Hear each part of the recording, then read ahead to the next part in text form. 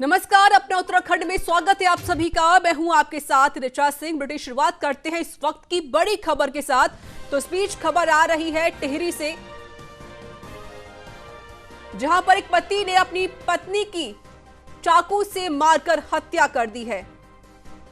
घनसाली के नैलचमी पट्टी के धारती चाकू से गोदकर मौत घाट उतार दिया गया है। पत्नी को पारिवारिक झगड़े की वजह से हत्या की गई है।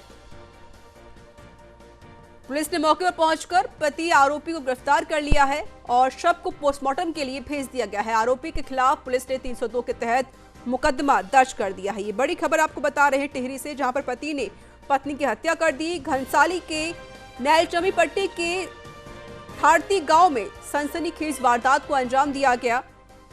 पारिवारिक कलह के चलते यह हत्या की गई है। पुलिस मौके पर पहुंची हुई है। फिलहाल आरोपी पति को गिरफ्तार कर लिया गया है। साथ ही साथ मृतका के शव को पोस्टमार्टम के लिए भेज दिया गया है।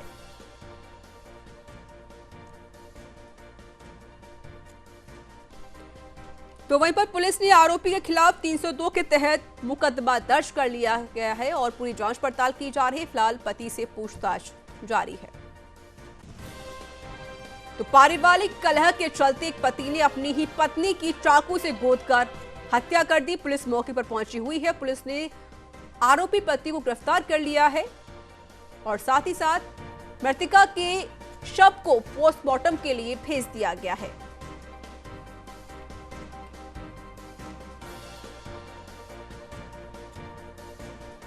पारिवारिक कलह के चलते इस वारदात को अंजाम दिया गया।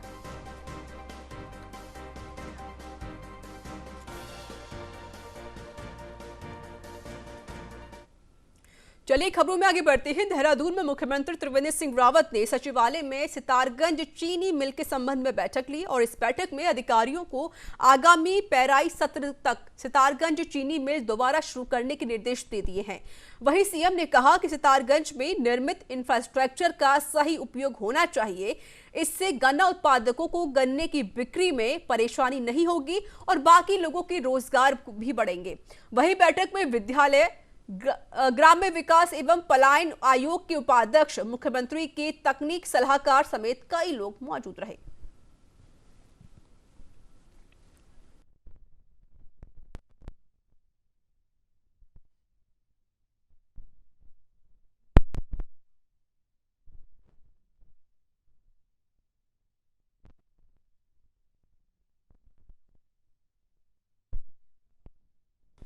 उत्तराखंड की राज्यपाल बेबी रानी मौर्य ने बैताल घाट पहुंचकर नवनिर्मित वृद्धा आश्रम, अनाथालय, शिवालय मंदिर समेत कई जगहों पर लोकार्पण किया, जहां उन्होंने बेतालेश्वर सेवा समिति के कार्यों की सराहना भी की और कहा कि हर बात के लिए सरकार की तरफ नहीं देखना चाहिए, खुद सहयोग करके लाभ उठाना चाहिए।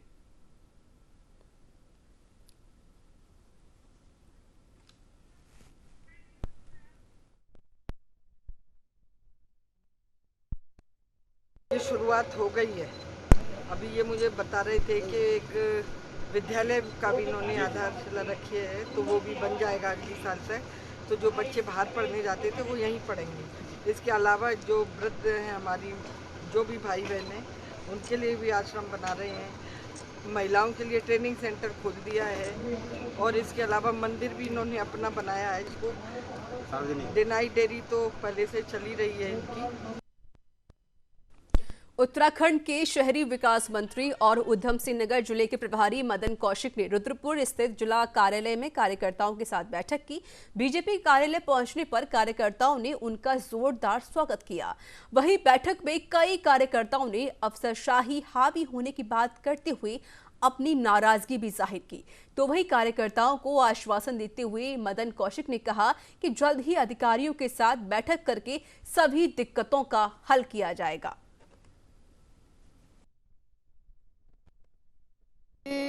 मंत्रीगण अब अपने प्रभारी जनपदों में जो प्रवास करेंगे, प्रवास के हमने 4 कैटेगरी तय की।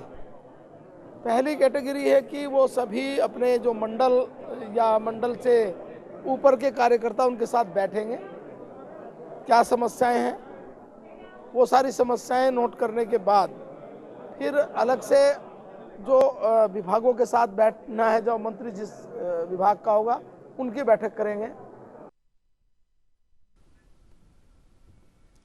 बेरीनाग पुराना थल गांव के ग्रामीणों ने जल संस्थान पर बिना पानी के ही बिल देने और वसूली का आरोप लगाया है। लोगों का कहना है कि विभाग घरों में नोटिस भेज रहा है। ग्रामीणों ने समस्या को लेकर विधायक मीना गंगोला और ब्लॉक प्रमुख विनीता वाफिला को ज्ञापन सौंपा।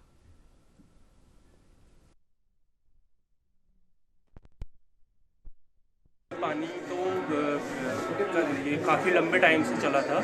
इसका सन 1972 से कह रहे हैं कि पानी चालू कराया गया था वहाँ, तो बीच में लाइन ध्वस्त हो गई थी, तो 2011 से ये पानी दोबारा चलाया गया। तो हमें गांव वालों को ये सूचित नहीं किया गया था कि इसमें बिल लागू होगा।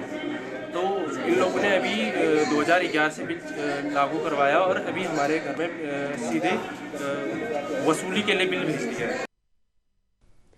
हरिद्वार कुंभ मेले की तैयारियां जोरों पर हैं, तो वहीं कुंभ मेला प्रशासन ने महामंडलेश्वर नगर बनाने की तैयारी भी शुरू कर दी है। बता दें कि चंडीघाट के पास गंगा नदी के बीच में महामंडलेश्वर नगर बसाया जाएगा। और वहीं कुंभ मेला अधिकारी दीपक रावत ने निरीक्षण करके इस क्षेत्र में मूलभूत सुविधाओं की व्यवस्था की पूरी जानकारी ली। इस दौरान दीपक रावत ने रेत का खाली स्थान मिलने पर सैंड आर्ट का कॉम्पिटिशन कराने की भी बात कही है।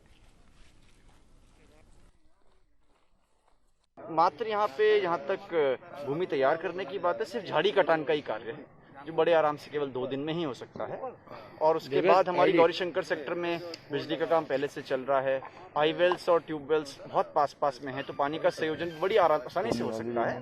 तो इस एरिया को हम डेवलप करेंगे, जो पारंपरिक तौर से इसका आवंटन किया जाता है उस तरीके से इसका आवंटन करेंगे। पहले हम लोग प्लान कर रहे थे कि हम सैंड आर्ट कहीं पे किसी जगह सैंड आर्ट का एक अच्छा सा हम एक आयोजन करवाएं।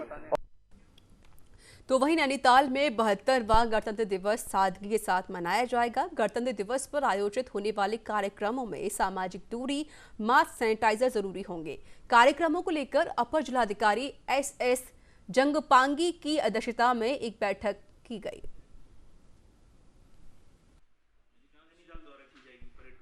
गणतंत्र दिवस को सादगी के साथ मनाए जाने का निर्णय लिया गया है। इसमें सांस्कृतिक कार्यक्रम नहीं किए जाएंगे, क्योंकि शिक्षण संस्थाएं इस समय बंद हैं और कोविड को दृष्टिगत रखते हुए ही शिक्षण संस्थाओं के माध्यम से सांस्कृतिक कार्यक्रम का आयोजन नहीं किया जाएगा। और जनपद के जितने विभाग हैं उनके द्वारा झांकियों का प्रदर्शन 26 जनवरी के परेड में किया जाएगा।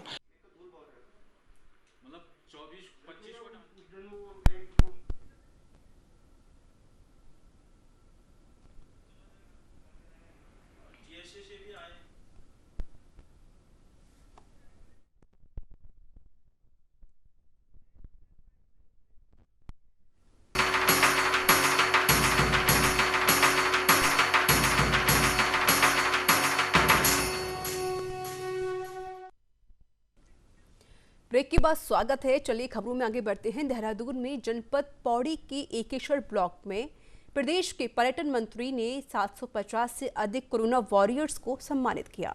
पर्यटन मंत्री सतपाल महाराज ने कहा कि उन्हें खुशी हो रही है कि वह अपनी विधानसभा के अंतर्गत आने वाले 750 से अधिक कोरोना वॉरियर्स को सम्मानित कर रहे हैं। उन्होंने कहा कि वो कोरोना वॉरियर्स हैं जिन्होंने शुरुआती दौर में अपनी अहम भूमिका निभाई, जिससे जनपद पौड़ी लंबे समय तक ग्रीन जोन में रहा।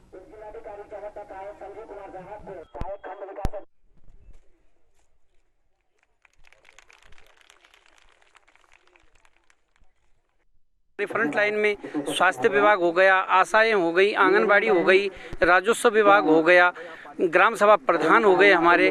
तो मैंने सोचा था कि जो है ये लोग बिल्कुल इस कार्यक्रम में लगे हुए हैं, तो निश्चित इन लोगों को जो है हमें सम्मानित करना चाहिए कि भविष्य में आगे ये लोग जो हैं बढ़ चढ़ कर हम जनता की जो है सेवा ऐसे ही करेंगे। सम्मान का आज वितरण हो रहा है।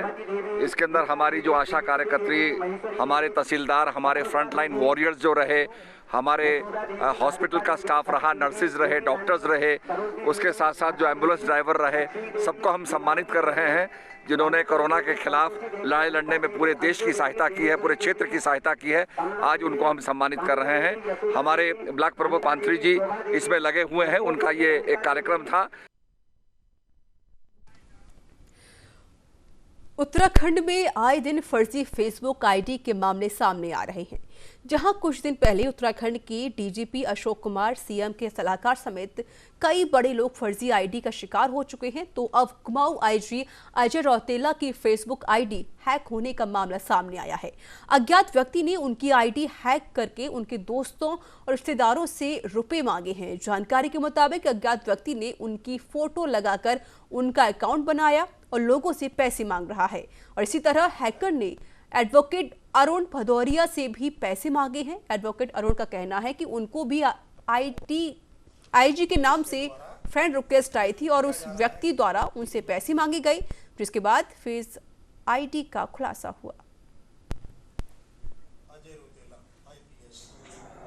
अजय रौतेला IPS। तो क्योंकि मैं इनको जानता हूँ, हरिद्वार में भी SSP रहे, तो कई अहम पदों पर उत्तराखंड में रहे, तो मुझे जानकारी है कि ये IG कुमायूं हैं। तो मैंने इनकी फ्रेंड रिक्वेस्ट स्वीकार करके फिर उधर से मुझे मैसेज आया हेलो, तो पूछा कैसे हैं। मैंने भी जवाब यही दिया कि मैं ठीक हूँ, आप कैसे हैं। तो फिर मुझे मैसेज आया कि मुझे बहुत अर्जेंट बात करनी है, और मैंने कहा जी बताओ। तो उन्होंने कहा कि मुझे जो है अर्जेंट में कुछ पैसे की ज़रूरत है, मैं सुबह 8 बजे रिटर्न कर दूँगा। तो आजकल जिला हरिद्वार में या और ज़िलों में भी पुलिस के द्वारा एक ये दिया जा रहा है कि कोई भी मैसेज इस प्रकार का आता है तो कोई भी आदमी किसी को पैसे आदि ना दे। विवादों के चैंपियन खानपुर विधायक कुंवर प्रणव सिंह चैंपियन एक बार फिर सुर्खियों में आ गए हैं।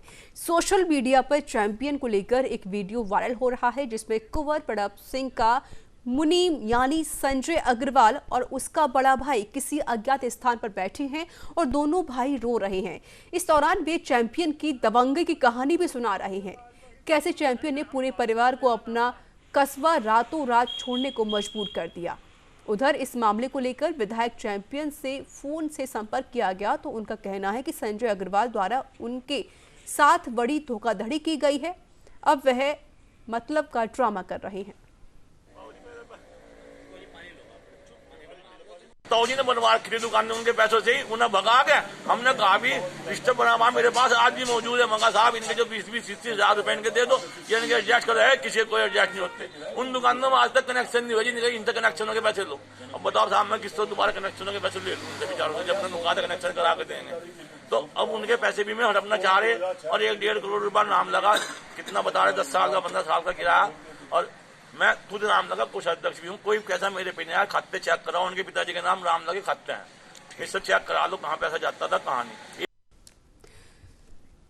रामनगर में उच्च शिक्षा राज्य मंत्री डॉक्टर धन सिंह रावत ने कहा कि वे हर एक कॉलेज में 5 व्यावसायिक पाठ्यक्रमों की अनुमति सब जगह दे रहे हैं, ताकि बच्चे रोजगार परक पाठ्यक्रम की पढ़ाई कर सके और उनको रोजगार मिल सके। दरअसल लंबे समय से छात्रों द्वारा रामनगर महाविद्यालय में BBA और BCom ऑनर्स शुरू की मांग की गई है। कॉलेज में 5 व्यावसायिक पाठ्यक्रमों की अनुमति सब जगह दे रहे हैं, ताकि बच्चे वहाँ रोजगार परक पाठ्यक्रम पढ़ सकें और उनको रोजगार मिल सके। इस कोविड काल में भारत सरकार ने नए सब्जेक्ट पढ़ने के लिए मना किया था, लेकिन अब वैक्सीन आ गई है और मैं आशा व्यक्त करके कह सकता हूँ कि जल्दी अब जो PG कॉलेज हमारे उनमें हम BBA से लेके MBA से लेके व्यावसायिक पाठ्यक्रम शुरू करने वाले हैं। हल्द्वानी वन प्रभाग ने ग्रामीण इलाकों से सटे जंगल के क्षेत्रों में जंगली जानवरों से किसानों की फसल और मानव वन्यजीव संघर्ष को रोकने के लिए फेंसिंग तार लगाई है। बता दें कि छकाता रेंज में तारानवाड़ और लक्ष्मणपुर में 12 मीटर के तार बाड़ फेंसिंग का काम पूरा हो चुका है और साथ ही जीतपुर रेखवाल गांव में 60 मीटर हाथी दीवार का निर्माण कराया गया है। इसको लेकर DFO कुंदन कुमार ने कहा कि मानव वन्यजीव संघर्ष को रोकने के लिए इस तरह के प्रयास करना बहुत जरूरी है।